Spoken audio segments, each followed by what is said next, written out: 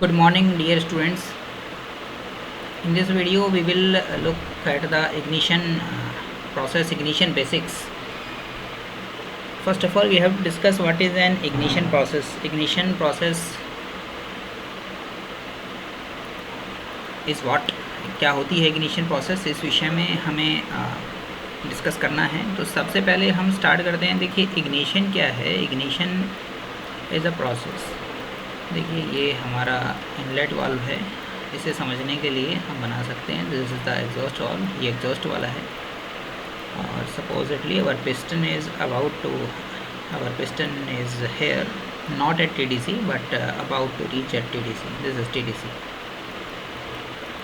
तो अभी हम ये मान के चलते हैं कि इग्निशन क्या है। इग्निशन एक ऐसी प्रोसेस है जो कि ignition is the process of initiation of the process of combustion process की शुरुआत को इनिशिएशन कहते हैं। And this initiation occurs where it occurs in a minimal volume. ये मिनिमल वॉल्यूम में है। देखिए ये जो सारा वॉल्यूम है, ये वॉल्यूम है। इस वॉल्यूम में कंबशन प्रोसेस होती है और कंबशन प्रोसेस के इनिशिएशन को इग्निशन कहते हैं। और कहाँ होती है वो प्रोसेस एक मिनिमल वॉल्यूम में होती है। मिनिमल वॉल्यूम है तो, और स्फेरिकल वॉल्यूम भी कह सकते हैं इसे। And it always need not be spherical.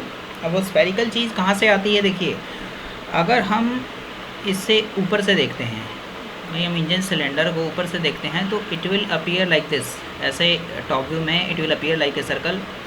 और हम देखेंगे कि यहाँ से कंबशन प्रोसेस होती है।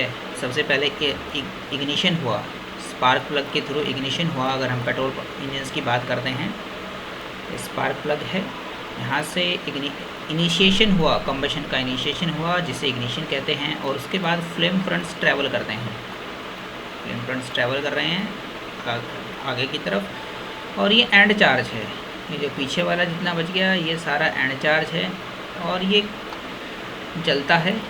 और ये एक नॉर्मल वे ऑफ कंबशन है। इस तरह से कंबशन प्रोसीड करता है। और सिर्फ इतने हिस्से को in process of initiation of combustion is called as ignition. और क्योंकि ये इस प्रकार के वॉल्यूम में हो रहा है, it can be said that it takes place in a spherical volume which is called as minimal volume. उसके बाद बातें करते हैं कि इसके अलावा एक सबसे बेसिक क्वेश्चन ये उठता है कि हमें कितनी ऊर्जा की आवश्यकता पड़ती है during the combustion of air fuel mixture.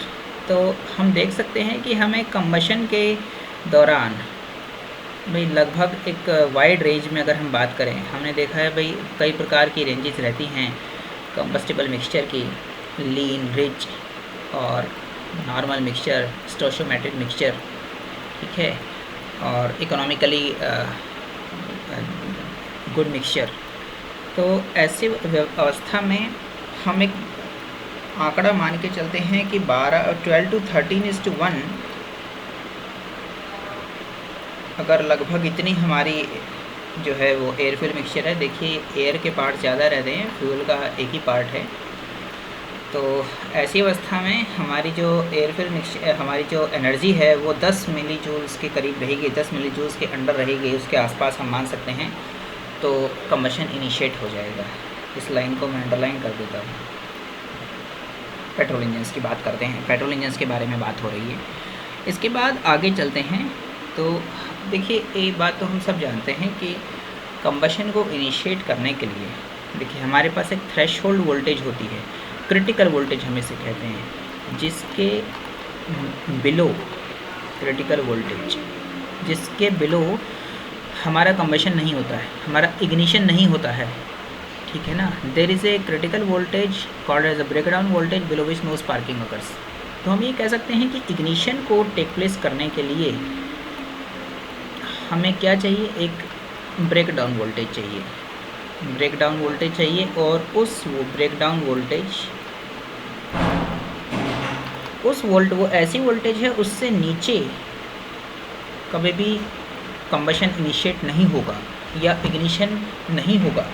और दूसरे शब्दों में टेक्निकली हम कहें तो स्पार्क प्लग स्पार्क नहीं करेगा, स्पार्क प्लग स्पार्क नहीं करेगा below that particular voltage, it is called as break down voltage. और जैसा कि हम देख सकते हैं इस फिगर में स्पार्क प्लग दिखाया हुआ है, this is a spark plug. मैं इसे हाइलाइटर से हाईलाइट कर देता हूँ, ये स्पार्क प्लग है। और इस स्पार्क प्लग में ये एक स्पार्क गैप है, दिस इज स्पार्क गैप, और इसका काफ़ी खासा रोल रहता है ब्रेक डाउन वोल्टेज को डिफाइन करने में, ब्रेक डाउन वोल्टेज को निर्धारित करने में। तो break down voltage is a function of the product of dimension of the gap and the pressure of the gas inside it. तो हमें देख सकते हैं कि ये जो गैप है इसका काफ़ी रोल है ब्रेक डाउन वोल्टेज को निर्धारित करने में, और pressure of the gas inside it. Inside it का मतलब देखिए ये तो कंबशन चैम्बर के अंदर बंद रहता है, इंजन सिलेंडर के अंदर बंद रहता है स्पार्क प्लग। ऐसी अवस्था में जो प्रेशर है उस इंस्टेंट पर इंजन में उस पर डिपेंड करता है, और स्पार्क गैप तो कांस्टेंट ही है। तो ये जो स्पार्क गैप है it plays a vital role in determining the break down voltage we can say. अब ये कुछ रिक्वायरमेंट्स हैं जो हमारे एक बेसिक स्पार्क इग्निशन सिस्टम में होनी चाहिए। जैसे हमारे पास एक इलेक्ट्रिकल सोर्स ऑफ एनर्जी होना चाहिए जो कि स्पार्क प्लग है, गैसोलीन या पेट्रोल इंजन की बात करें that is spark plug in that case. उसके बाद में एक सफिशिएंट सप्लाई ऑफ करंट होनी चाहिए। क्या हुआ देखिए, we must have a sufficient supply of the current to create the high energy of the spark. देखिए स्पार्क की एनर्जी क्या होती है, high energy of the spark should be there. And तीसरा क्या होना चाहिए, system must have a peak voltage, एक पीक वोल्टेज होनी चाहिए greater by safe margin than the. देखिए ये तो एक लॉजिक की बात है, लॉजिक ये कहता है कि हमारे पास एक ऐसी वोल्टेज होनी चाहिए जो ब्रेक डाउन वोल्टेज से ज़्यादा होनी चाहिए, ब्रेक डाउन वोल्टेज से ज़्यादा होनी चाहिए, ठीक है, और जो कि लॉजिकली करेक्ट भी है, वी मस्ट हैव इट, क्योंकि उससे नीचे होगा तो हमारे पास में क्या होगा, हमारे पास में इग्निशन स्टार्ट ही नहीं होगा। और उसके बाद चौथा जो हमारे पास रिक्वायरमेंट है, क्राइटेरिया है, the duration of spark. Duration of spark क्या होना चाहिए, ड्यूरेशन ऑफ स्पार्क इतना ज़रूर होना चाहिए ताकि स्पार्क सस्टेन हो सके। It should be the duration of the spark should be long enough to sustain the spark.